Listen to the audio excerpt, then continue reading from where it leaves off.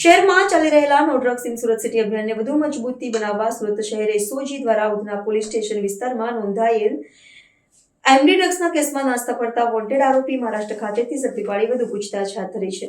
Police commissioner Shri Anupamsinh Gehlot દ્વારા આપવામાં આવેલ સૂચનો અનુસાર ઉચ્ચ અધિકારીઓના માર્ગદર્શન હેઠળ એસઓજી દ્વારા આરોપીઓને પકડવા માટે વિશેષ કાર્યવાહી હાથ ધરવામાં આવી રહી છે.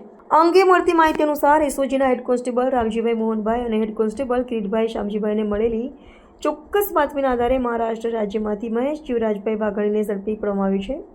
આરોપી મૂળ ભાવનગર જિલ્લાના ઉમરાળા તાલુકાના દડવા ગામનો રહેવાસી છે અને હાલમાં છાપરાપાટા વિસ્તારના હેવન એન્કલેવમાં રહેતો હતો. પોલીસ પૂછપરછમાં આરોપીએ કબૂલ્યું કે 18 સપ્ટેમ્બર 2025ના રોજ ઉધના રોડ નંબર 0 પાસે આવેલા વંદે માતરમ પાણી પરબ નજીકથી જયદીપ ઉર્ફે જેડી જીગર સાલવડિયા ડીસીબી પોલીસે 27/1/10 ગામે ફેડરલ ડ્રગ્સ સાથે પકડાયા હતા. આ કેસમાં પોતાનું નામ પણ જોડાયા હોવાનું જાણવા મળ્યું હતું, જેના કારણે પોલીસ પકડથી બચવા માટે નાસ્તો ફરતો હતો.